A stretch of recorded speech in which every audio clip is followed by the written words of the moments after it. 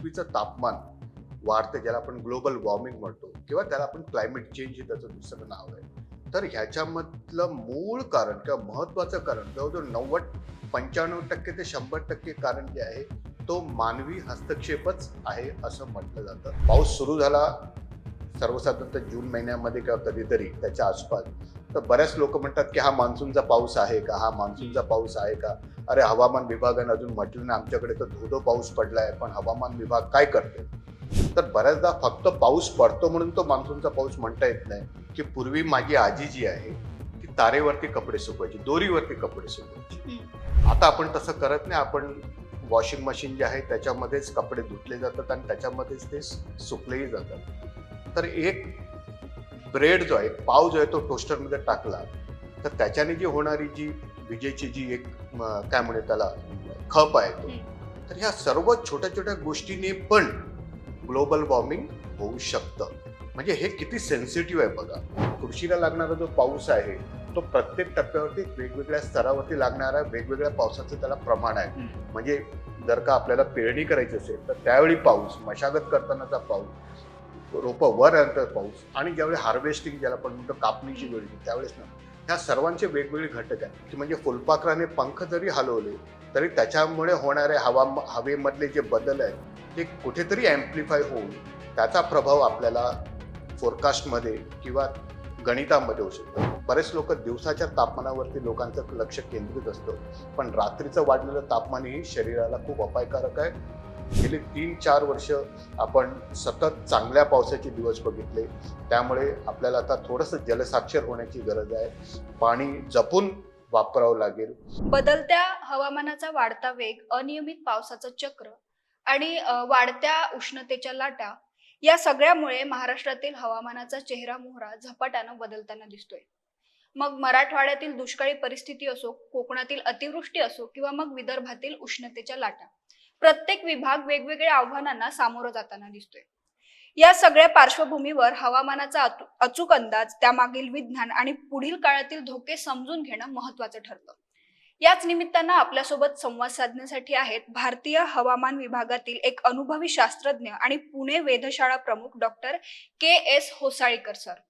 हवामान बदलाची कारणं, परिणाम आणि उपाय याविषयी त्यांच्याकडून आपण आज सविस्तर जाणून घेणार आहोत. सर नमस्कार, महा MTV मध्ये तुमचं खूप खूप स्वागत आहे. नमस्कार. आणि सर्वप्रथम मी महा MTचं जे आहे संपूर्ण परिवाराचं मी मनापासून इथे धन्यवाद देतो की त्यांनी मला इथे आपल्या समोर सर्वांशी संवाद साधण्याची संधी दिलेली आहे. सर माझा पहिला प्रश्न असा आहे की यंदा तापमानाचा पारा एवढा वाढलेला का दिसतो? हा एल निनोचा प्रभाव आहे असं म्हणतात. तर एल निनो आणि ला निनो म्हणजे नेमकं काय हे आम्हाला समजून घ्यायला आवडेल.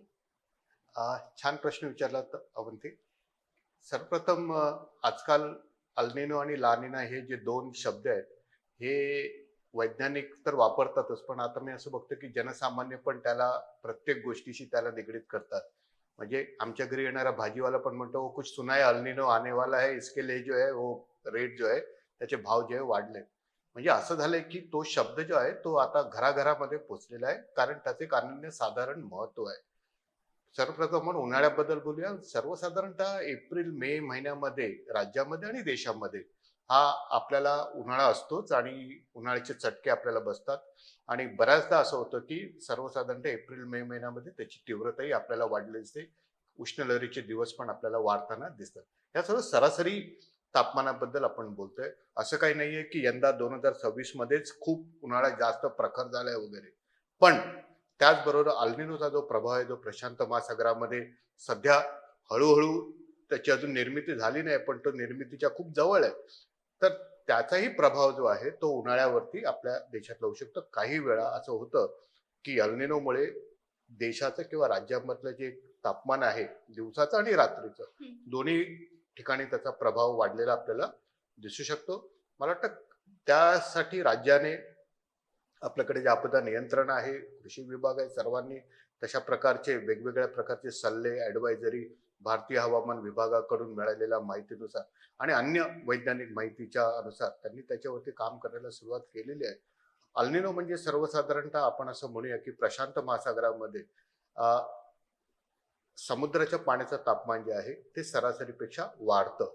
ज्यावेळी ते वाढतं आणि ते त्याचा जो पृष्ठभागावरचं तापमान आहे ते जर का अर्धा डिग्रीपेक्षा जास्त झालं तर आपण असं म्हणतो की अल्निनो तयार झालं. अर्थात अल्निनो तयार झाल्यानंतर त्याचे वेगवेगळे टप्पे आहेत. म्हणजे एक क्षीण अल्निनो ज्याला आपण असं म्हणूया की एक वीक अल्निनो तो अर्धा डिग्री. हम्म. ज्यावेळी समुद्राच्या पाण्याचं तापमान प्रशांत महासागरातलं 1 डिग्री होणार त्यावेळी मग आपण त्याला मॉडरेट अल्निनो म्हणू. त्याच्यानंतर त्याला आपण स्ट्रॉंग अल्निनो म्हणून त्याच्यानंतर व्हेरी स्ट्रॉंग. म्हणजे दर अर्ध्या डिग्रीच्या तापमानाचा जो फरक आहे त्याच्यानुसार त्याचे टप्पे ठरवले जातात. सध्या परिस्थिती अशी आहे की अल्निनो पूर्वानुमान असं आहे जागतिक स्तरावरचं आणि हवामान विभागाने दिलेलं पण की सर्वसाधारणतः मान्सूनच्या मध्यावरती किंवा मान्सूनच्या दरम्यान अल्निनो जो आहे तो तयार होणार आहे आणि त्याचा प्रभाव जो आहे तो आपल्याला दिसायला लागणार आहे. पण 2 दिवसापूर्वीचं जे गणित आहे त्याच्यामध्ये आपण दिसतंय की प्रशांत महासागरामध्ये समुद्राचं तापमान जे आहे ते थोडंसं जास्त वेगाने वाढताना दिसतंय. तर कदाचित तो अजूनही लवकर येण्याची शक्यता आपण नाकारता येत नाही. अर्थात पुढच्या पूर्वानुमानाकडे नक्कीच आपण सर्वांनी लक्ष द्यावं ही विनंती. सर, ला निनो म्हणजे? ला निना जो आहे तर अल्निनोच्या अतिशय विरुद्ध भागा म्हणजे विरुद्ध परवलीचा शब्द म्हणजे ला निना. ज्यावेळी प्रशांत महासागरातलं तापमान सरासरीपेक्षा खाली जायला लागतं म्हणजे उणे अर्धा डिग्री त्यावेळी आपण म्हणतो की ला निना तयार झाला. त्याच्यानंतर त्याच्याही खाली गेलं तर मग त्याचे वेगवेगळे टप्प्यात तीव्रतेचे. तर गेले 2-3 वर्ष आपण बघितलं की ला निना जो आहे तो प्रशांत महासागरामध्ये होता आणि त्याचा जो एक अनुकूल प्रभाव जो आहे तो अनुकूल प्रभाव आपल्या देशातील आणि राज्यातील मान्सूनवरती आपल्याला दिसला. म्हणजे ज्यावेळी ला निना असतो त्यावेळी देशातील पाऊस आणि राज्यातील पाऊस याच्यावरती सकारात्मक त्याचा प्रभाव असण्याची शक्यता खूप जास्त असते.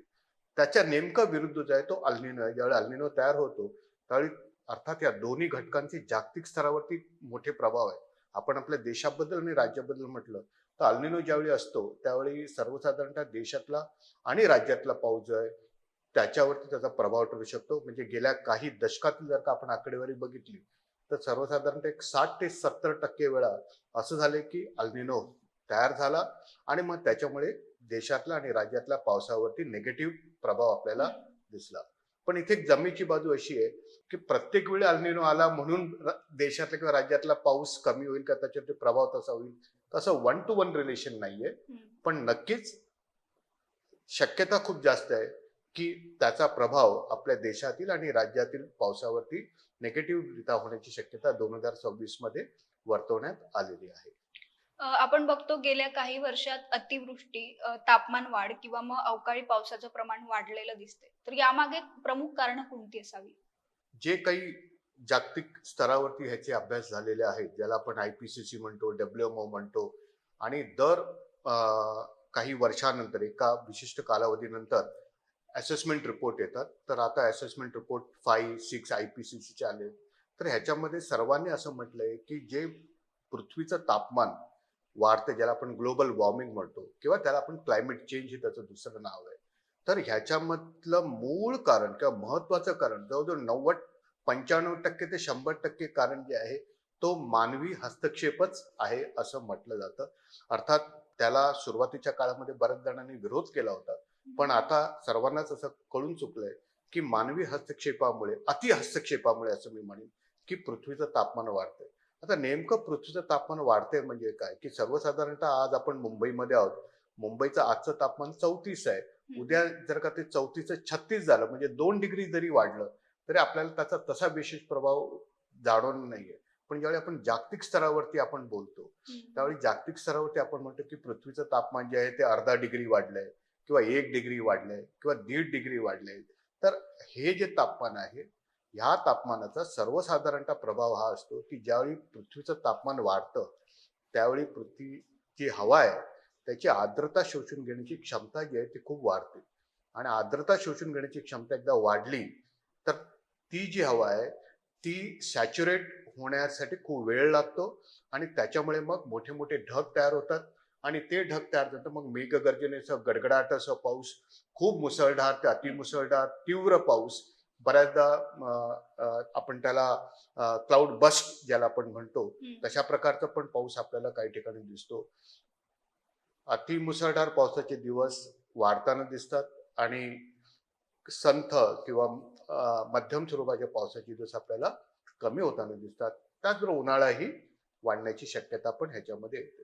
तर ही जी कारण आहेत ह्याला कारण म्हणजे सर्वसाधारणतः फॉसिल फ्युअल ज्याला आपण जे गाडीमध्ये वापरण्यासाठी जे इंधन आहेत किंवा कारखान्यांना लागणारे जे इंधन आहे त्याचा अतिवापर, इन्फ्रास्ट्रक्चर डेव्हलपमेंट अशी अनेक कारणे आहेत ज्याच्यामुळे आपल्याला सर्वसाधारणतः अ, तापमान वाढीचा आपल्याला वेग दिसतोय. प्रयत्न हाच आहे की तो वेग आपल्याला कमी करता येईल का? म्हणजे त्याला संपूर्ण झिरो डाऊन करणे तरी शक्य सध्या तरी ते शक्य दिसत नाहीये.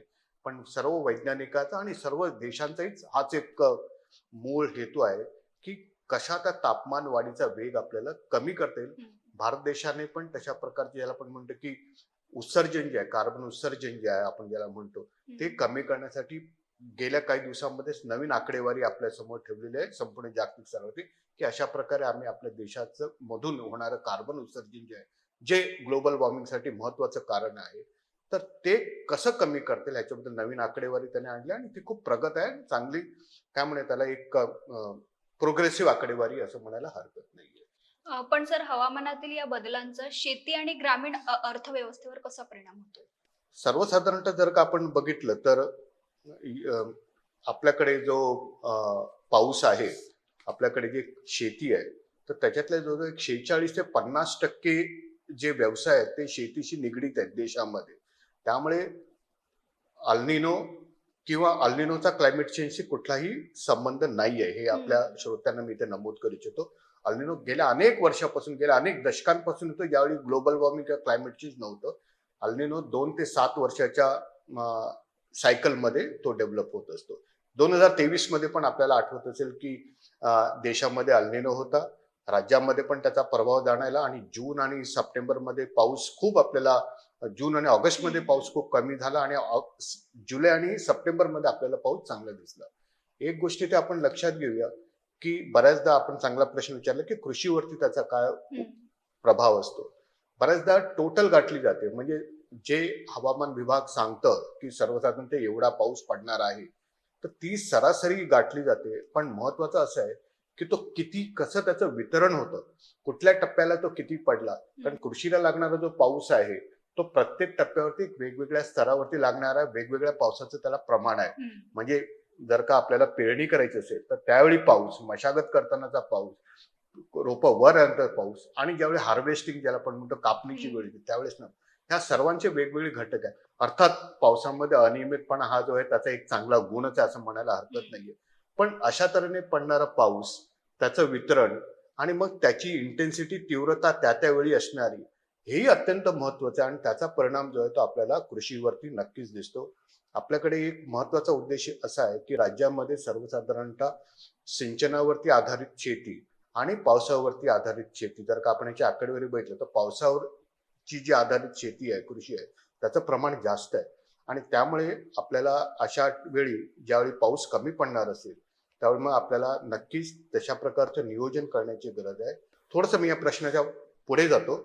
तर आपल्या राज्यामध्ये जर आपण म्हटलं तर राज्यामध्ये सर्वसाधारणतः दुष्काळ जो आहे किंवा कमी पाऊस पडणे आहे किंवा सरासरीपेक्षा कमी पाऊस पडणे हे काही नवीन नाहीये. आपल्याकडे सर्वसाधारणतः एक गेल्या 100-150 वर्षाचं जर का आपण पावसाची आकडेवारी बघितली तर जवळ 25 वर्ष अशी होती की ज्यावेळी आपल्याकडे पाऊस सरासरीपेक्षा कमी पडला किंवा त्याच्यापेक्षा कमी पडला. याचा अर्थ असा आहे की आपल्याला अशा प्रकारच्या कमी सरासरीच्या पावसाची आपल्याकडे अनुभव आहे. त्यामुळे त्या अनुभवाचा उपयोग आपल्याला नियोजनासाठी पण होऊ शकेल आणि नक्कीच आपल्याकडे जसं पाणी अडवा, पाणी जिरवा ज्याला आपण म्हणतो, जलसाक्षरता आपण म्हणतो किंवा शेततळी जे त्यासाठी शासन वेगवेगळ्या प्रकारे आपल्याला योजना आखून मदत करतं. तर नक्कीच अशा प्रकारच्या काही गोष्टीकडे जर का आपण बघितलं तर मला असं वाटतं की हा जो नक्की ह्याचा जो प्रभाव आहे तो नक्की कमी होण्याची शक्यता आहे. आपण बघतो की तापमान वाढीसाठी कुठेतरी काँक्रिटीकरण आणि काचेच्या इमारती ही कारणीभूत असल्याचं बोललं जाते. तर हे कितपत खरं आहे आणि यावर उपाय काय? एक मी सांगतो की म्हणजे मी बऱ्याचदा हे वाक्य लोकांशी बोलताना म्हटलंय की पूर्वी माझी आजी जी आहे ती तारेवरती कपडे सुकवायची, दोरीवरती कपडे सुकवायची. आता आपण तसं करत नाही. आपण वॉशिंग मशीन जे आहे त्याच्यामध्येच कपडे धुतले जातात आणि त्याच्यामध्येच ते सुकलेही जातात. तर एक ब्रेड जो आहे, पाव जो आहे तो टोस्टरमध्ये टाकला, तर त्याच्याने जी होणारी जी विजेची जी एक काय म्हणे त्याला खप आहे तो. हम्म.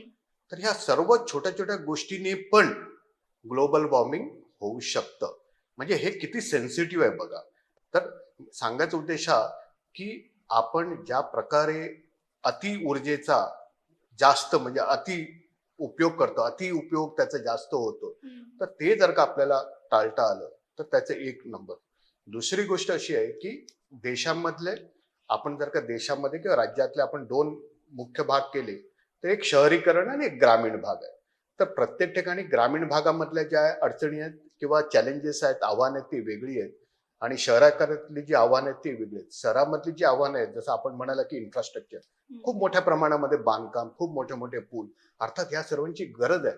प्रत्येकाला जी आहे ती डेव्हलपमेंट हवी आहे, प्रगती हवी आहे, पण त्या प्रगतीबरोबर येणारे काही दुष्परिणामही आपल्याकडे आपण बघणं फार गरजेचं आहे. तर खूप मोठे इन्फ्रास्ट्रक्चर उभारताना ज्यावेळी आपण असं म्हणतो त्याला एन्व्हायरमेंटल क्लिअरन्स असतो, तर तो तो जर का व्यवस्थितपणे जर का तो घेतला असेल किंवा त्याचा व्यवस्थित तो कंपोनंट सांभाळला गेला तर मला वाटतं प्रगतीबरोबर हा प्रकारे एन्व्हायरमेंटला होणारा जो त्रास आहे तो पण आपल्याला कमी करता येतो. शहरामध्ये अतिशय वाढती लोकसंख्या, त्याच्यानंतर खूप मोठ्या प्रमाणामध्ये ट्रान्सपोर्ट सेक्टर, त्याच्यामध्ये खूप मोठ्या प्रमाणामध्ये असलेले कारखाने, उद्योगधंदे आणि त्याचबरोबर असणारे शहरामध्ये मोठमोठ्या इमारती आणि त्याच्याने निर्माण होणारा एक महत्वाचा इफेक्ट आहे ज्याला आपण म्हणतो अर्बन हीट आयलँड म्हणजे उष्णतेची बेटे. तर शहरामध्ये काही भाग नेहमी उष्ण असतात, आजूबाजूचं तापमान किती असू दे. मुंबई शहरामध्ये पण अशा प्रकारचे अर्बन हीट आयलँड इफेक्ट नक्कीच आहेत. अशा प्रकारचे काही अभ्यासही करण्यात आले. तर याच्यावरती तोडगा काय की याच्यावरती तोडगा एक 2-3 महत्वाचे मुद्दे मी सांगू इच्छितो की एक म्हणजे ज्याला आपण म्हणतो नेचर बेस्ड सोल्युशन. म्हणजे नेचर बेस्ड सोल्युशन म्हणजे आपण नैसर्गिक दृष्ट्या त्याला काय करू शकतो.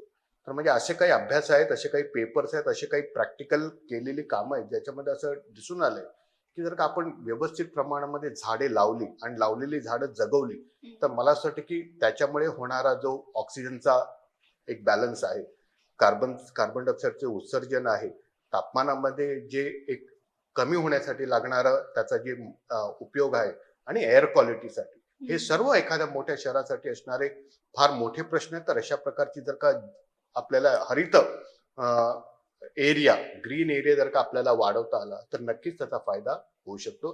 ग्रामीण भागामध्ये पण सर्वसाधारणतः आपण जर का बघितलं तर तिथे वाहनांची तेवढी गर्दी नसते जेवढी अर्बन मध्ये आहे. पण आपल्याला तिथे पण बघावं लागेल की त्या त्या ठिकाणी जे एक्झिस्टिंग कंपोनंट आहे, ग्रीन कंपोनंट आहे, तो किती मर्यादेमध्ये त्याला किती वाढवता येईल. कारण शहरीकरण होताना कसं होतं की बऱ्याचदा आपला थोडंसं त्या ग्रीन कंपोनंटकडे दुर्लक्ष होण्याची शक्यता असते. मला असं वाटतं की तो एक बॅलन्स जर का आपल्याला करता आला तर मला असं वाटतं की ह्या प्रकारचे जे इन्फ्रास्ट्रक्चर डेव्हलपमेंट आहे ते तर होणं गरजेचं आहे. मेट्रो रेल्वे सर्वांनाच हवी आहे किंवा एखादी उंच इमारत सर्वांनाच हवी आहे, कारण तशा प्रकारची लोकसंख्या आहे, तशा प्रकारची एक गरज आहे एखाद्या मोठ्या शहराची. त्याचबरोबर जर का आपण अशा प्रकारच्या गोष्टी जर का लक्षात ठेवल्या, ज्या ठेवल्या जातात तर नक्कीच त्याचा फायदा आपल्याला होईल. महाराष्ट्रात बऱ्याच ठिकाणी गारपीट होते. विदर्भ असो, उत्तर महाराष्ट्र असो, पश्चिम महाराष्ट्र असो. पण मुंबईत कधी गारपीट झाल्याची नोंद आहे का? किंवा मुंबईत तितक्याशा प्रमाणात गारपीट का होत नाही? अं, ठीक आहे, छान आहे प्रश्न की सर्वसाधारणतः गारपीट म्हणजे काय हे मी सांगतो तुम्हाला.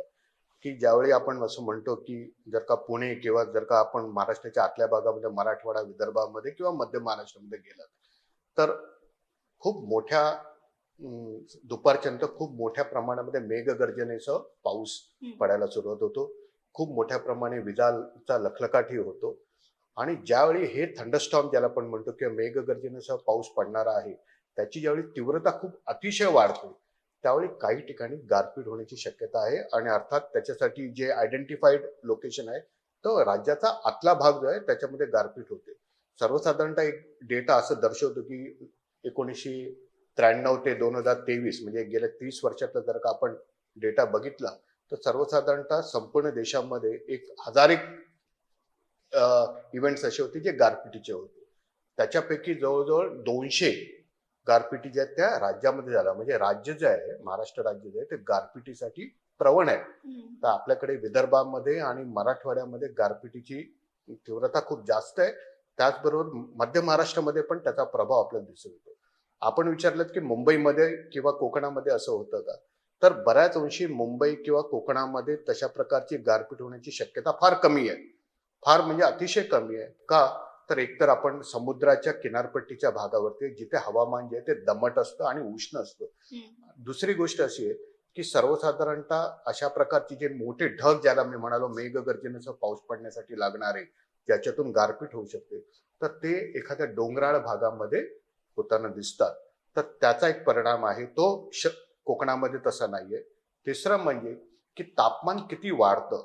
जसं विदर्भामध्ये किंवा मराठवाड्यामध्ये आपण गेल्या काही दिवसामध्ये विदर्भामध्ये बघितलं 46-47 डिग्री तापमान गेलं. मराठवाड्यामध्ये 43-44 जाणं अतिशय स्वाभाविक आहे. मध्य महाराष्ट्र, पुणे, सांगली, सोलापूर 42-43 आपण ह्या दिवसामध्ये बघतो. पण मुंबई जो आहे हा आकडा गाठत नाहीये. कारण मुंबईला एक वरदान आहे की समुद्रावरती येणारे जे खारे वारे, ज्याला आपण म्हणतो, जे आपण शाळेमध्ये शिकलो असेल, खारे वारे आणि मतलई वारे. तर समुद्रावरती येणारे जे वारे, खारे वारे आहेत, ते फ्रीज मधलं असलेलं थर्मोस्टॅट सारखं काम करतात आणि कोकणामधलं जे तापमान आहे ते शक्यतो वाढू देत नाहीये. सर्वसाधारणतः कोकणामधलं तापमान 39-40च्या आसपास असतं. पण नक्कीच अशा काही गोष्टी येणाऱ्या काळामध्ये घडू शकतात की मुंबई किंवा कोकणातलं तापमानही 43च्या वर जाऊ शकतं. काही आकडेवारी तशी आहे. आणि आपण म्हणाल गारपीट, तर कदाचित येणाऱ्या काळामध्ये वातावरणात जे बदल आहेत, तीव्र बदल आहेत, त्याच्याविषयी जेवढी माहिती आपल्याकडे आहे वैज्ञानिकांकडे, ती अतिशय खूप कमी आहे. त्यामुळे बरीचशी माहिती आपल्याला अजून गठीत करायची आहे. येणाऱ्या काळामध्ये तशी होण्याची शक्यता फार कमी आहे, कारण समुद्राचा वारे असल्या कारणाने. पण कुठल्याही गोष्टीची कुठली गोष्ट नाकारता येत असं मी म्हणेन. यंदा मान्सून 21 ते 25 मे दरम्यान अंदमानात दाखल होणार आहे. तेव्हा मान्सूनचा हा एकूणच प्रवास कसा ट्रॅक केला जातो ते आम्हाला सोप्या शब्दात समजून घ्यायला आवडेल. गेल्या काही दिवसापूर्वी भारतीय हवामान विभागाने मान्सून बद्दल पूर्वानुमान दिले की संपूर्ण देशामध्ये पाऊस कसा असेल. त्यामध्ये त्यांनी काही आकडेवारी दिले, त्याच्यावरती आपण चर्चा करूया. अंदमानमध्ये जो पाऊस येतो त्याची सरासरी तारीख जी आहे ती 20 मे आहे. ओके, सरासरी तारखा म्हणजे जे आम्ही काय करतो हवामान विभागामध्ये गेल्या 50-60 वर्षांमध्ये त्या विभागावरती, त्या पर्टिक्युलर जिओग्राफिक एरियावरती कधी पाऊस सुरू झाला हे 50-60 वर्षावरून आम्ही काढतो की नेमकी सरासरी तारीख किती आहे. तर सर्वसाधारणतः अंदमान निकोबारमध्ये ही तारीख जी आहे ती 20 मे आहे. आणि त्याच्यानंतर मग तो केरळला दाखल होण्याची तारीख जी आहे ती 1 जून आहे. ती सर्वांनाच माहिती आहे, ज्याच्याकडे आपलं सर्वांचंच लक्ष असतं. तर 20 मेला जरी तारीख असली पावसाची, तरी पण सर्वसाधारणतः 14 ते 16 मेच्या आसपास अंदमान निकोबारमध्ये पावसाला सुरुवात होते. ओके, आणि त्याच्यानंतर बऱ्याचदा असं असतं, मुंबईमध्ये पण आपण बघतो किंवा बाकीच्या ठिकाणी पण राज्यामध्ये बघतो, पाऊस सुरू झाला सर्वसाधारणतः जून महिन्यामध्ये किंवा कधीतरी त्याच्या आसपास, तर बऱ्याच लोक म्हणतात की हा मान्सूनचा पाऊस आहे का, हा मान्सूनचा पाऊस आहे का. अरे हवामान विभागाने अजून म्हटलं नाही, आमच्याकडे तर धोधो पाऊस पडलाय, पण हवामान विभाग काय करते. तर बऱ्याचदा फक्त पाऊस पडतो म्हणून तो मान्सूनचा पाऊस म्हणता येत नाही. मी तुम्हाला एक चांगली बातमी इथे सर्वांना सांगू इच्छितो की हवामान विभागाने जे मे महिन्याचं जे पूर्वानुमान दिलंय त्याच्यामध्ये असं आम्ही म्हटलंय की देशामध्ये मे महिन्याचा पाऊस जो आहे तो सरासरीपेक्षा जास्त असण्याची शक्यता आहे. आणि अर्थात राज्यामध्ये पण तशाच प्रकारच्या काही गोष्टी दिसतील, पण तो मेघगर्जनेसह पडणारा पाऊस असण्याची शक्यता खूप जास्त आहे. आणि त्याचा प्रभाव जो आहे तो जास्त प्रभाव जो आहे तो ईशान्य भारतामध्ये आणि हिमालयाच्या पायथ्याशी असलेली जी राज्य आहेत त्या ठिकाणी त्याचा प्रभाव जास्त असेल. आणि चेन्नई, केरळ या ठिकाणी त्याचा आपल्याला प्रभाव जास्त असेल. तर एकंदर जर का बघितलं तर जो पाऊस आहे तो 20 मेच्या आसपास अंदमान निकोबार, आणि त्याच्यानंतर 10 ते 12 दिवसाच्या प्रवासाने 1 जूनला तो सर्वसाधारणतः केरळमध्ये दाखल होतो. त्याच्यानंतर मग तो टप्प्याटप्प्याने उत्तरेकडे सरकत जातो. आपल्या सर्वांना ह्या तारखा माहित आहेत, मुंबईमध्ये जे राहतात किंवा दक्षिण कोकणामध्ये, तळ कोकणामध्ये 7 जून सर्वसाधारणतः गोवा आणि सिंधुदुर्गच्या आसपास पाऊस येतो 7 जूनला येतो. आणि त्याच्यानंतर मग मुंबई, पुणे हा जो टप्पा आहे तो सर्वसाधारणतः 10 जून ते 10 ते 12 जूनच्या आसपास होतो. अर्थात ह्या सरासरी आकडेवारी आहेत. 2026ला असंच घडेल का, तर त्याचं उत्तर सध्या हवामान विभागाने दिलेलं नाहीये. पण हवामान विभागाने त्याच्या भाकितामध्ये एक वाक्य म्हटलंय की सर्वसाधारणतः यंदा पाऊस त्याच्या सरासरी तारखेच्या आसपास येण्याची शक्यता वर्तवली. ह्याचबरोबर अजून एक काही युरोपियन मॉडेल्स आहेत, काही अजून गणित आहेत, ते म्हणतात की पाऊस यंदा थोडासा लवकर येण्याची पण शक्यता आहे. अर्थात हवामान विभाग मला असं वाटतं की एक सर्वसाधारणतः 15 मेच्या आसपास मान्सून ओव्हर केरला म्हणजे केरळमध्ये दाखल होण्याच्या मान्सूनचे एक पूर्वानुमान पण हवामान विभाग देणार आहे. आणि त्याच्यावरती अजून काही विशेष माहिती त्यावेळी त्याच्यावर देण्यात येणार आहे. यालाच धरून माझा एक उपप्रश्न असा आहे की आपण म्हटल्याप्रमाणे यंदा सरासरीपेक्षा जास्त पाऊस असण्याची शक्यता आहे. कमी पाऊस असण्याची. तर एवढा पाऊस शेतकऱ्यांसाठी किंवा सामान्यांसाठी समाधानकारक आहे का? आणि या अंदाजात पुढील काही दिवसात पुन्हा बदल होऊ शकतो का? सर्वसाधारणतः ज्यावेळी आपण म्हणतो सरासरीपेक्षा पाऊस कमी पडणार, त्यावेळी ह्याचा अर्थ बऱ्याचदा थोडंसं लोकांच्या समोर एक चिंतेचा प्रश्न निर्माण होतो की काय होणार. पण मला असं वाटतं की हा जो अंदाज देण्यात आला हवामान विभागाने, हा अतिशय 1.5-2 महिने अगोदर देण्यात आलेला आहे. आणि तशा प्रकारे राज्यामध्ये पण तशा प्रकारचे नियोजनाचे आदेश, तशा प्रकारची नियोजनाची सोयही करण्यात आलेली आहे. तशा प्रकारचे काही निर्णयही घेण्यात आलेले आहेत. तर पाण्याचं नियोजन 2026 मध्ये खूप महत्वाचं ठरणार आहे. आणि 2026 मध्ये ज्यावेळी आपण नियोजन चांगलं असेल तर त्याच्या पुढचे जे 8-9 महिने आहेत तेही त्याचा आपल्याला चांगला प्रभाव दिसून येणार आहे. ज्यावेळी अल्निनो असतो आणि ज्यावेळी आपण म्हणतो की सरासरीपेक्षा पाऊस कमी पडणार आहे, याचा अर्थ असा नाही की पाऊस खूप कमी पडेल. याचा अर्थ असा आहे की पाऊस पडेल, त्याच्यामध्ये असणारे जे मोठे खंड आहेत ते खंड जे आहेत, म्हणजे ज्यावेळी काही दिवस असे असतील की पाऊस नसेल, पाऊस विरहित असेल, हे जे आहे ते कृषीसाठी थोडेसे चांगले नाहीयेत. बऱ्याचदा अशा प्रकारची जी लॉंग ब्रेक ज्याला म्हणतो ते कृषीसाठी वेगवेगळ्या प्रकारची चॅलेंजेस निर्माण करू शकतात. अर्थात त्याच्यासाठी कृषी विभागाकडे पण तशा प्रकारचे काही SOPs आहेत जे ते राबवतात. म्हणजे आपण जी दीर्घ पल्ल्याची जी पिकं घेतो, ज्याला आपण असं म्हणूया की जे पल्सेस आहेत, म्हणजे कडधान्य किंवा तेलबिया आहेत, ऑइल सीड्स आहेत किंवा भात आहे, हे लॉंग पल्ल्याचे म्हणजे दीर्घ पल्ल्याचे पिकं आहे. तर त्यावेळी जर का असा पाऊस जागेवरून हल्ला कधी, तर मग आपल्याकडे कमी पल्ल्याची जी सूर्यफूल म्हणा है ना, तर तशा प्रकारची जी आहेत पिकं जी आहेत आपल्याला तशा प्रकारचे घेण्याचे सल्ले हवामान विभागाकडून आणि कृषी विभागाकडून संयुक्तपणे प्रत्येक शेतकऱ्याला दिले जातात. अर्थात पाऊस जो आहे पडणार नाही असं नाहीये. पाऊस पडणारा पाऊस जो आहे तो आपल्याला किती अडवता येईल, किती त्याला सांभाळता येईल. आणि मी तर असं म्हणेन की मे महिन्यामध्ये पडणारा पाऊस जो आहे ज्याचं पूर्वानुमान चांगलं आहे तर राज्यामध्ये आणि देशामध्ये चांगलं आहे, तर मला असं वाटतं की त्या पावसाचा पण नक्कीच रब्बी पिकासाठी फायदा होईल. आणि ते जर का पाणी जमिनीची ओल चांगली निर्माण करू शकेल तर नक्कीच खरीप हंगामासाठी पण त्याचा आपल्याला प्रभाव चांगला दिसताना होईल. IMD सध्या हवामानाचा अंदाज वर्तवण्यासाठी कोणत्या आधुनिक तंत्रज्ञानाचा वापर करते आणि हे अंदाज कितपत अचूक असतात आणि सामान्यांनी त्यावर कितपत विश्वास ठेवावा? एक गोष्ट इथे लक्षात घ्या की भारतीय हवामान विभागाने काही दिवसापूर्वी जसं मी म्हणालो की देशामध्ये सरासरीपेक्षा कमी पावसाची शक्यता वर्तवली आहे. आकडेवारीमध्ये जर का सांगायचं असेल तर सर्वसाधारणतः 92% पाऊस संपूर्ण देशामध्ये पुढचे 4 महिने जून ते सप्टेंबर या कालावधीमध्ये असण्याची शक्यता पूर्वानुमानामध्ये म्हटले. याच्यावरती जे काही घटक आहेत जे त्याच्यावरती प्रभाव टाकणार आहेत, तर एक घटक जो मगाशी आपण अल्निनो म्हणाला, तर अल्निनोचं पूर्वानुमान असं आहे की तो सर्वसाधारणतः मान्सूनच्या दरम्यान येण्याची शक्यता आहे आणि त्याच्यामुळे पावसाचं गणित थोडंसं हलण्याची शक्यता हवामान विभागाने वर्तवली आहे. जागतिक गणितही तसं दर्शवतात. त्याचबरोबर 1-2 चांगले घटक पण आहेत ज्याला आपण म्हणतो इंडियन ओशन डायपोल, जो हिंदी महासागरामध्ये तयार होतो. तर तो इंडियन ओशन डायपोल जो आहे तो पॉझिटिव्ह निर्माण होण्याची शक्यता पण हवामान विभागाने मान्सूनच्या दरम्यान वर्तवली आहे.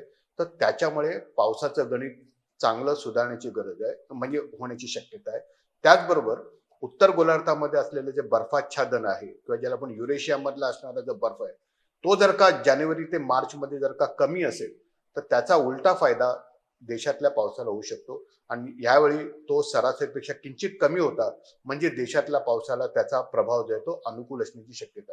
या सर्व गणिताकडे जर का आपण बघितलं तर सर्वसाधारणतः पडणारा जो पाऊस आहे तो सरासरीपेक्षा कमी जरी असला तरी मला असं वाटतं की त्यावेळी जे काही आपल्याकडे पाऊस पडणार आहे तो जर का आपल्याला त्याचं जर का हार्वेस्टिंग, ज्याला आपण रेन वॉटर हार्वेस्टिंग आपल्याला जर का व्यवस्थित करता आलं तर मला असं वाटतं की नक्कीच त्याचा फायदा आपल्याला होईल. गेली 3-4 वर्ष आपण सतत चांगल्या पावसाचे दिवस बघितले, त्यामुळे आपल्याला आता थोडंसं जलसाक्षर होण्याची गरज आहे. पाणी जपून वापरावं लागेल आणि प्रत्येक क्षेत्रामध्ये, मग ते कारखाने असतील, एनर्जी सेक्टर असेल किंवा बाकीचे जे काही सेक्टर्स असतील, आरोग्य सेक्टर असेल, स्वास्थ्य विभाग असेल, त्या सर्वांवरती त्याचा ताण येऊ शकतो. आपण इलेक्ट्रिसिटी ज्याला म्हणतो रिन्युएबल एनर्जी, तर हायड्रो इलेक्ट्रिसिटी जी आहे ती धरणातल्या पाण्यावरती होते. त्यामुळे यंदा कदाचित त्याच्यावरती प्रभाव होण्याची शक्यता आहे. कृषीवरती त्याचा प्रभाव असू शकतो. त्याच्यानंतर आरोग्यावरती त्याचा प्रभाव असू शकतो. तसे वेगवेगळे सेक्टर आहेत जे बाधित होऊ शकतात. जर का त्याचं आपण नियोजन व्यवस्थित करू शकलो तर नक्कीच त्याचा प्रभाव कमी होऊ शकेल. आपण बघतो हल्ली सोशल मीडियावरही बऱ्याचदा स्थानिक पातळीवर हवामानाचे अंदाज वर्तवले जातात किंवा मग मोबाईलवरही हे अंदाज सहज उपलब्ध होतात. त्यामध्ये बरेचदा तफावतही दिसून येते. मग अशा वेळी नागरिकांनी नेमका कोणत्या अंदाजांवर विश्वास ठेवावा? ठीक आहे. आपण याच्या अगोदर एक प्रश्न विचारला होता, त्याच्यातलं एक उत्तर देण्याचं राहिलं की हवामान विभागाने दिलेल्या पूर्वानुमानाकडे लोकांनी कितपत विश्वासाने बघावं. तर मी असं म्हणेन की 1875 साली भारतीय हवामान विभागाची स्थापना झाली. हम्म. 2 वर्षापूर्वी भारतीय हवामान विभागाने 150 वर्ष पूर्ण केली अरे वा. आणि संपूर्ण देशामध्ये हवामान विभागाकडे जवळजवळ 200 वर्षाचा जिल्हास्तरीय हवामानाचा डेटा डिजिटल फॉर्मॅटमध्ये आहे. ही मला वाटतं ही एक मोठी बाब आहे.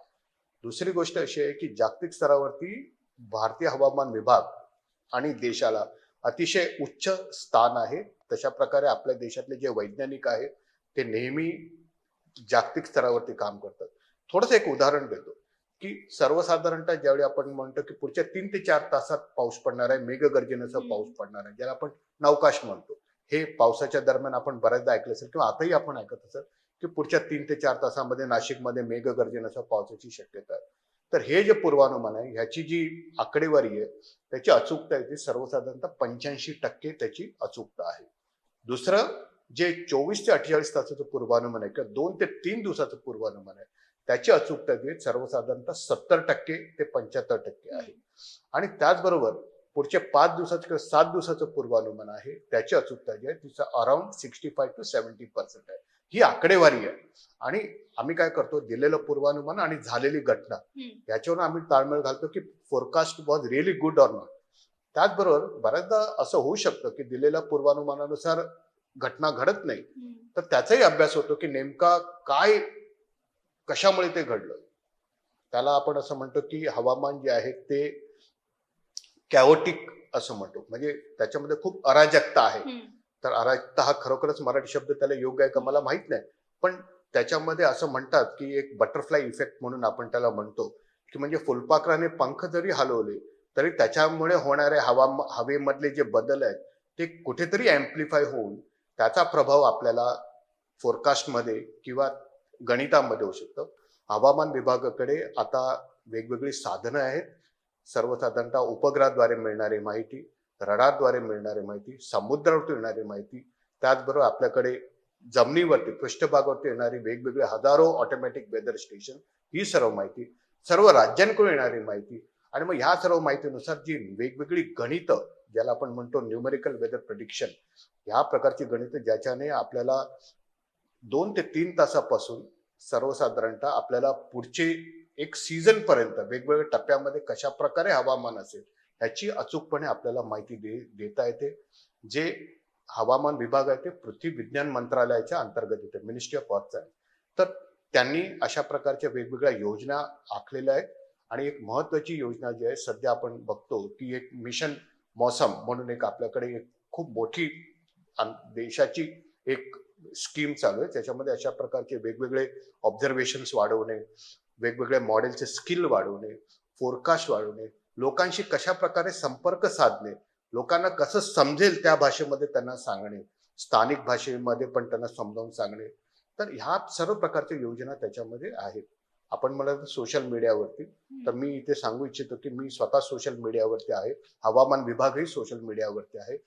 सोशल मीडियाचा वापर जो आहे तो एक खूप चांगल्या प्रकारे हवामान विभाग करतो.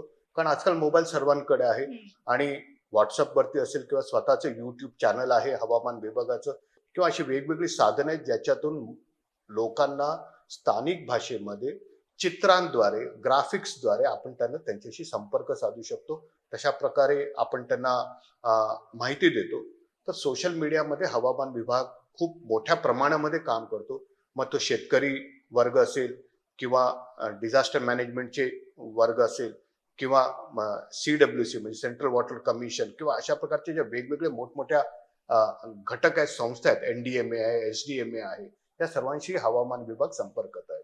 सोशल मीडियावरती एक छोटीशी मी तुम्हाला गोष्ट सांगू इच्छितो की बऱ्याचदा आपण असं अ, अनपेक्षितपणे एखादा मेसेज माझ्याकडे येतो की खूप खूप तापमान वाढणार आहे आणि 46 डिग्री, 47 डिग्री, 50 डिग्री होणार आहेत, लोक होरपळणार आहेत वगैरे वगैरे सारख्या. तर माझं सोशल मीडियामध्ये जे लोक काम करतात अशा प्रकारचे मेसेजेस त्यांनी कृपया टाळावेत. आणि जी हवामान विभागाकडून किंवा जी एखाद्या ऑथराइज्ड एजन्सीकडून आलेले मेसेजेस आहेत ते जर का लोकांकडे गेले, अचानक मला मेसेज येतो की मुंबईमध्ये चक्रीवादळ येणार आहे, हा चक्रीवादळाचा काही काळ नाहीये, पण अशा प्रकारचे मेसेजेस लवकर व्हायरल होतात. लोकांमध्ये एक प्रकारची त्याच्यामध्ये एक भीती सदृश्य वातावरण निर्माण होते. तर त्यावेळी हवामान विभाग परत त्याला काउंटर म्हणून काय सद्य परिस्थिती आहे ते आपण सांगण्याचा प्रयत्न करतो. पण मला असं वाटतं की जे आपल्याकडे अशा प्रकारे जे काही हवामानाबद्दल इंटरेस्ट ठेवतात त्यांनी जर का अनुकूल पद्धतीने किंवा आपण असं म्हणूया की कॉम्प्लिमेंटरी स्टाईलमध्ये जर का हवामान विभागाने दिलेले मेसेज लोकांपर्यंत पोहोचले तर हवामान विभागाचे हातही सशक्त होतील आणि मला असं वाटतं की त्याचा फायदा खूप होईल. सोशल मीडिया खूप चांगलं साधन आहे लोकांपर्यंत पोहोचण्याचं. त्याचा वापर चांगल्या प्रकारे व्हावा हीच सर्वांचीच इच्छा आहे. आता या सगळ्या पार्श्वभूमीवर स्थानिक प्रशासन आणि हवामान विभाग यांच्यातील समन्वय कसा सुधारता येईल? आता असं झालंय की स्थानिक प्रशासन किंवा जसं आता आज आपण इथे मुंबईमध्ये आहे तर BMC आहे आपल्याकडे जे आहे ते बृहन्मुंबई महानगरपालिका आहे. किंवा राज्यामध्ये जर का आपण बघितलं तर स्टेट डिझास्टर मॅनेजमेंट ऑथॉरिटी आहे.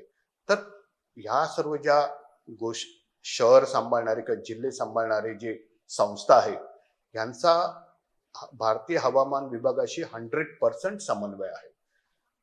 आणि आम्ही असं करतो की प्रत्येक सीझनच्या अगोदर, मान्सून सीझन असेल किंवा उन्हाळा असेल किंवा हिवाळा असेल, तर कशा प्रकारे येणाऱ्या काळामध्ये हवामान असेल याची माहिती आम्ही त्यांना देतो. शक्यतो बऱ्याचदा लोकांचं लक्ष थोडंसं उन्हाळ्याकडे आणि पावसाकडे जास्त असतो कारण त्याच्यामध्ये त्याचा इम्पॅक्ट जो आहे तो जास्त असतो. तर लोकांना वेगवेगळ्या प्रकारच्या कार्यशाळा भरवणे, त्याच्यानंतर स्थानिक भाषेमध्ये ती माहिती लोकांपर्यंत अतिशय सोप्या भाषेमध्ये पोहोचवण्याचं कामही हवामान विभाग करतो. जे आपल्याकडे मच्छीमार संघटना आहेत त्यांना जर का आपल्याला जर का संदेश द्यायचे आहे तर मग ते त्या आम्ही त्यांना पोहोचवतो आणि मग त्यांच्याकडे रजिस्टर असलेल्या मच्छीमारांना ते देतात. बृहन्मुंबईमध्ये BMC मध्ये ज्यावेळी आम्ही एखादे अलर्ट देतो त्यावेळी BMC लगेच मुंबईमधल्या जवळ 1.5 ते 2 कोटी लोक आहेत त्या सर्वांपर्यंत ती प्रकारे माहिती पोहोचली जाते. समन्वय खूप चांगला आहे. पण असं म्हणतात नाही दिल मांगे मोर, ज्याला आपण म्हणूया की प्रत्येक वेळी अशी एखादी घटना घडते किंवा असा एखादा एक आपल्याकडे एक प्रश्न निर्माण होतो की अजून ह्याच्यामध्ये दृढता यावी, अजून आपण चांगल्या पद्धतीने काम करावं. तर मला असं वाटतं की याच्यामध्ये प्रशासन, राज्य शासन आणि भारतीय हवामान विभाग हे सर्व मिळून काम करतात.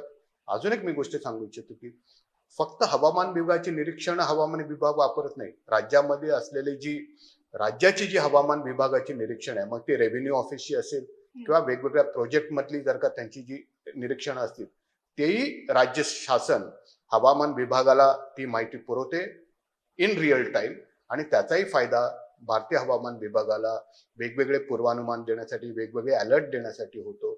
आणि एखादी घटना घडली की नाही घडली ह्याचं व्हेरिफिकेशन पण आम्हाला त्याकडून होतं. तो अशा प्रकारचा एक समन्वय जो तो चांगला आहे आणि मला असं वाटतं की ती एक गरजही आहे, दोघांची ती गरज आहे आणि मला असं वाटतं की ते खूप चांगल्या व्यवस्थितपणे चालू आहे. आता या सगळ्या हवामान बदलाचा सामना करण्यासाठी शासन आणि नागरिकांनी कोणती पावलं उचलायला हवी असं तुम्हाला वाटतं? हवामान बदल जो आहे तो पूर्वी असं आपण असं म्हणत होतो की तो ग्लोबल आहे, म्हणजे तो जागतिक आहे. हं, अर्थात तो जागतिक आहे, पण त्याचे प्रतिसाद जे आहे ते आता आपल्याला प्रादेशिक लेवलवरती स्तरावरती हं, दिसायला लागले. दुसरी एक गोष्ट होती की कदाचित पूर्वी असा एक विचार होता की हे जे हवामानामध्ये बदल आहे हे आपल्यासाठी नाही, ते अजून एक 100 वर्षानंतर होणारे वगैरे बदल आहे. पण जर का आपण आता जे गेल्या काही एक 10 एक 15 एक वर्षामध्ये जर का आपण जर का हवामानातले तीव्र बदल बघितले, तर मला असं वाटतं की क्लायमेट चेंज जे आहे ते सर्वसामान्यांना आता बाधित करायला लागले. तुमचं आरोग्य, तुमचे उद्योगधंदे, तुमचे फॅमिली वेलफेअर, तुमचे एकंदरच दिवसाचे कार्यक्रम आणि पुढे येणारे जे कार्यक्रम आहेत, वेगवेगळ्या योजना आहेत, हं, या सर्व ज्या आहेत त्या क्लायमेटशी निगडीत आहेत. त्यामुळे सर्वात प्रथम गोष्ट म्हणजे सर्व नागरिकांनी अतिशय सुज्ञपणे, चांगल्या पद्धतीने हवामानविषयक माहिती, क्लायमेट विषयीची जी माहिती आहे, ती घेणं गरजेचं आहे. ती एका चांगल्या सोर्सकडून घेण्याची गरज आहे. हवामान विभागाचे वेगवेगळे ॲप आहेत, जसं मौसम ॲप आहे. दामिनी ॲप जे आहे ते आपल्याला कुठल्या भागामध्ये पुढच्या 15 ते 20 मिनिटांमध्ये कशा प्रकारे मेघगर्जनेसह पाऊस हं. पडणार आहे, का विजेचा लखलखाट कुठे होणार, अशा वेगवेगळ्या ॲप स्थानिक भाषेमध्ये आहे. आपल्याकडे ग्रामीण स्तरावरती आता पूर्वानुमान, आता हवामान विभागाने काही दिवसापूर्वी एक नवीन प्रणाली सुरुवात केली आहे, त्याला मौसम ग्राम म्हणतो आपण. म्हणजे तुम्ही पिनकोड टाका, तुम्हाला पुढच्या 5 दिवसाचं काय नेमकं तिथे हवामान असेल, ही हं, माहिती तुम्हाला मिळू शकते. तर अशा प्रकारे स्थानिक भाषेमध्ये वेगवेगळ्या प्रकारची माहिती, ह्या माहितीकडे आपण बघायची गरज आहे. नंबर एक.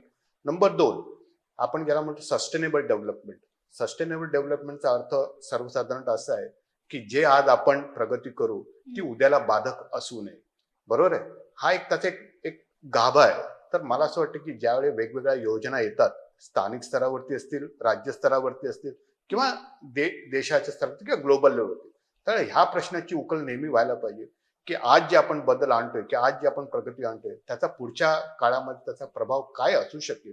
काही गोष्टी खूप चांगल्या हवामान विभागाच्या कडे पण आहेत आणि काही गोष्टी देशाने, संपूर्ण देशाने पण, जसं आपण म्हणतो इलेक्ट्रिक व्हेकल. हं, ओके, म्हणजे त्याचा सर्वात मूळ उद्देश आहे की कार्बन उत्सर्जन आपल्याला कसं कमी करता येईल, आणि मग त्याच्यासाठी लागणाऱ्या ज्या काही सबसिडीज आहेत हं. त्याही म्हणजे शासनाने थोड्याशा त्याला जास्त दिल्या, सो दॅट त्याचा उपयोग जास्त लोकांनी करावा. म्हणजे एक सर्वात एक मोठी पॉलिसी आहे ईव्ही पॉलिसी, हो. की ज्याच्याने कार्बनचं होणारं उत्सर्जन आणि जेणेकरून शहरामध्ये होणारं प्रदूषणही आपल्याला कमी करता येईल. हं, तर अशा प्रकारे वेगवेगळ्या पॉलिसीज आहेत.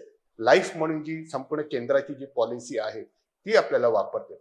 अशा प्रकारे जर का आपण म्हणाल की वेगवेगळ्या केंद्रातर्फे आणि राज्यातर्फे ज्या वेगवेगळ्या पॉलिस्या तयार होतात, धोरणं तयार होतात, मला असं वाटतं की त्याचा वापर पुरेपूर होणं गरजेचं आहे. पॉलिसी कळणं, पॉलिसी राबवणं हे शासनाचं किंवा एखाद्या संस्थेचं काम असेल, हं. तर मला असं वाटतं की जोपर्यंत त्याच्यामध्ये जनसहभाग होत नाही, मला वाटतं तोपर्यंत त्या पॉलिसीचं जे एक लास्ट डेस्टिनेशन आहे ते आपल्याला दिसणार नाही. तर मला असं वाटतं की या क्लायमेट चेंज, बदलत्या क्लायमेट चेंजमध्ये 2026 मध्ये जे आपण म्हणालो की यंदाचा पावसाळा सरासरीपेक्षा कमी असेल, हं, तर मला असं वाटतं की त्याला रिॲक्ट न होता त्याच्याशी समन्वय साधण्याची आपल्याला गरज आहे. आणि कसं त्याच्यातून आपल्याला नेव्हिगेट मार्ग काढता येईल, हं, तर मला असं वाटतं की देशामध्ये आणि राज्यामध्ये तशा प्रकारच्या खूप चांगल्या योजना उपलब्ध आहेत. तर हा प्रश्न नाही, ही एक संधी आहे असं मी म्हणेन, हं. की आपल्याला सर्वांना अजून चांगलं काम करता येईल म्हणून. येस. एक प्रश्न भारताच्या आणि महाराष्ट्राच्या बाहेरचा आहे, पण सध्या जगाला भेडसावणारा असा. अमेरिका इराण युद्धविराम लागू झाल्यानंतर इराणमध्ये जोरदार पाऊस पडला. कोरडे पडलेले नद्या नाले तुथडी भरून वाहू लागले. अमेरिकेचे आखातातील रडार उद्ध्वस्त केल्यामुळे इतकी मोठ्या प्रमाणात पर्जन्यवृष्टी झाली, अशा चर्चा रंगल्या आहेत. तेव्हा या दाव्यात कितपत तथ्य आहे आणि याच अनुषंगानं हवामानाचा वापर खरंच शस्त्रासारखा शत्रू देशाविरोधात होऊ शकतो का? काय सांगाल? बरं झालं हा प्रश्न आपण विचारलात, कारण ह्या प्रश्नाचं उत्तर खूप लोकांपुढे या माध्यमातून जाईल आणि बऱ्याच लोकांच्या शंकेचं निरसनही होईल. So thank you Tarun Bharat for that. Radar उद्ध्वस्त केल्याने किंवा अशा प्रकारच्या काही गोष्टी केल्याने खूप पाऊस पडेल असं काही नाहीये, या अफवा आहेत. दुसरी गोष्ट, आपण आता बघतोय की गेले काही वर्षांमध्ये आखाती देशामध्ये, अबुधाबी असेल किंवा इराणमध्ये किंवा अजून काही ठिकाणी हं, मुसळधार ते अतिमुसळधार पाऊस आपल्याला पडताना दिसतोय. याची कारणं जर का बघितलं तर तशा प्रकारच्या ज्या हवामानाचे जे सिस्टम्स आहेत ज्याला आपण मेडिटेरियन सिस्टम्स म्हणतो, म्हणजे वरच्या लॅटिट्यूड मधल्या जे सिस्टम, मिड लॅटिट्यूड सिस्टम ज्याला आपण म्हणतो, तर त्याच्यामुळे अशा प्रकारचे तीव्र पाऊस आपल्याला या ठिकाणी दिसू शकतो आणि तशा प्रकारचे काही घटना घडलेल्या आहेत. बऱ्याचदा मी सांगतो की म्हणजे ज्यावेळी 2009 मध्ये थोडंसं खूप मागे जाऊया, ज्यावेळी मुंबईमध्ये डॉपलर रडार लागलं कुलाब्याला, तर बऱ्याच लोकांनी असं म्हटलं की म्हणजे आता मुंबईला कुठल्याही पावसाचा किंवा चक्रीवादळाचा धोका नाहीये. मी म्हणालो तसं का नाहीये, चक्रीवादळ येतील, खूप मोठा पाऊसही पडेल, फक्त त्या रडारमुळे हे होणार आहे की आपल्याला त्याच्याविषयी माहिती जी आहे ती आपल्याला अगोदर मिळू शकेल. याचा अर्थ असा नाहीये की रडार नाहीये म्हणजे पाऊस खूप पडेल का नाही पडेल असं नाहीये.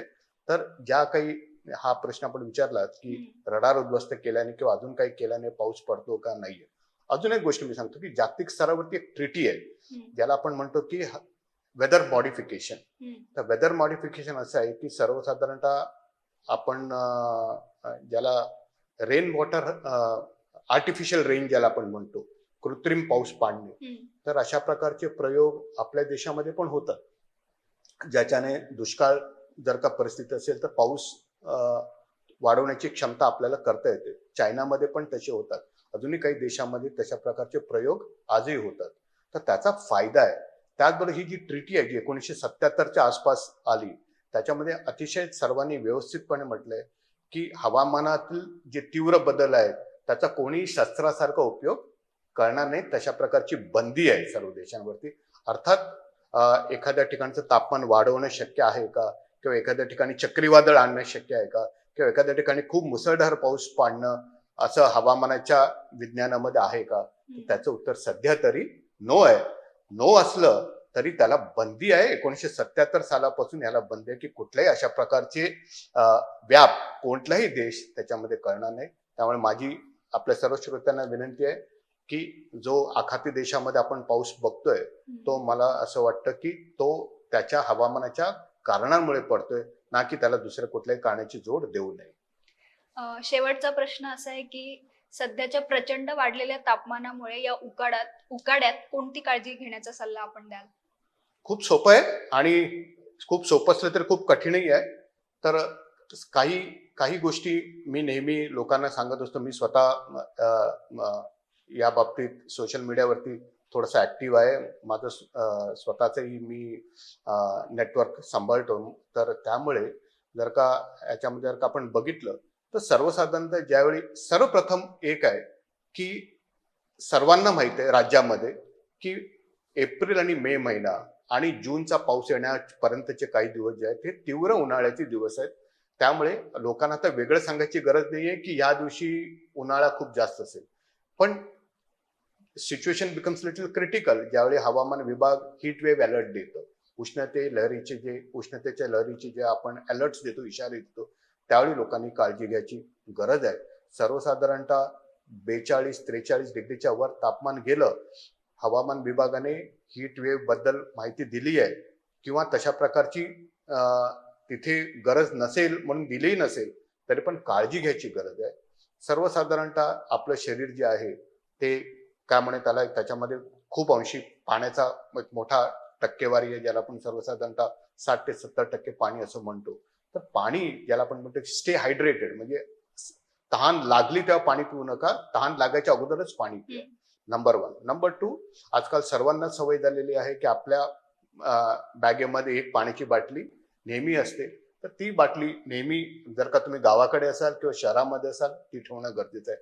कशा प्रकारचे तुम्ही कपडे परिधान करतात तेही म्हणजे आपल्यावरती अवलंबून आहे. कशा प्रकारचं अन्न आज तुम्ही खातात, म्हणजे सर्वसाधारण असं म्हणतात की उन्हाळ्याच्या दिवसात खूप पचायला जड असे पदार्थ शक्यतो खाऊ नये.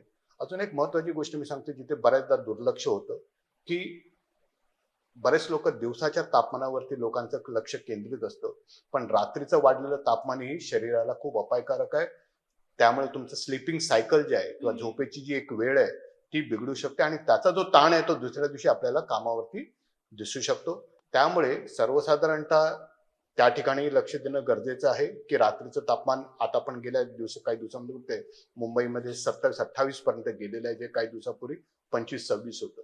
येणाऱ्या काही दिवसांमध्ये जे पूर्वानुमान आहे मे महिन्याचा त्याच्यामध्ये आम्ही असं म्हटलंय की दिवसाचं तापमान जरी राज्यामध्ये सरासरीपेक्षा कमी असण्याची शक्यता आहे, रात्रीचं तापमान जे ते सरासरीपेक्षा जास्त आहे, इथे लक्ष द्यायची गरज आहे.